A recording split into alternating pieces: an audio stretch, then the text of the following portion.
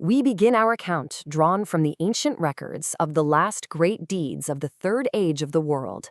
Herein is set forth the history of the War of the Ring and the return of the king, as seen, of course, by the little folk, that is, the hobbits of the Shire. And so, let us first speak the verse of the rings, for you must understand this is no mere rhyme of lore. It is a master spell in itself, the very incantation of power that bound the fates of elves, dwarves, and mortal men to the will of one dark lord, containing within it the seed of all the great sorrow that was to come. Now, it is recorded that the War of the Ring, it was not a beginning, but an end. It was the final echo of a conflict that began before the shaping of the world itself, a discord first woven into the great music of the Ainur. Indeed, the ancient scrolls tell that even the malice of the first Dark Lord, Melkor, was but a discordant note in a greater symphony. For you see, by the very decree of the Creator, Iluvatar, all evil was fated, ultimately to be woven back into the grand design, bringing forth wonders unforeseen. And Sauron, Melkor's greatest servant, would prove to be an instrument of this very same design. So the history of the Second Age, then, reads as a tragedy in 4 acts. First, we have the deception. The elven smiths of Eredin, in their pride, were deceived. Then came the forging. In secret, Sauron forged the ruling ring in the fires of Orodruin. A great war followed, and though the last alliance of elves and men cast the Dark Lord down, the final act was one of failure. Isildur, heir to the throne of Gondor, simply could not bring himself to destroy the ring, and in that moment he ensured the evil would one day find a way to return. Now, the Red Book of Westmark, the very source from which this history is drawn, presents the tale not as a trilogy of separate volumes, but as a single, continuous story, one told in 6 distinct parts, just as the author truly intended. And this structure, it reveals the author's intended rhythm. You see, the great tale is comprised of 6 distinct books. It was only for the sake of publishing that these were bound into the 3 volumes we're all familiar with. So, for our chronicle today, we will concern ourselves only with Book 1, The Great Journey from the Quiet Fields of the Shire all the way to the Sanctuary of Rivendell.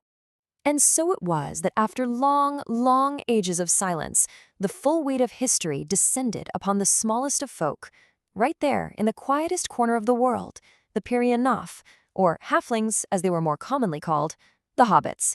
They were drawn into great affairs of which they knew absolutely nothing. The ring's long and subtle poison, it first became manifest in its keeper, Bilbo Baggins. As his own words reveal, it granted him an unnaturally long life, but at a terrible cost.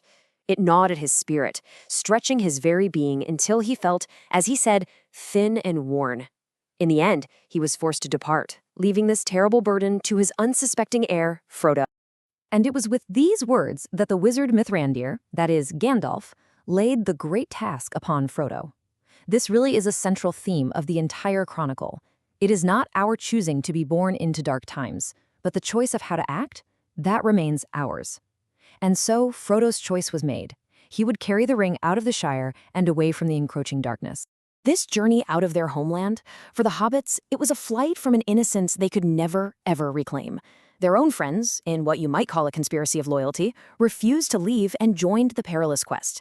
And from that moment on, they were hunted relentlessly by the Nine Riders, the Nazgul.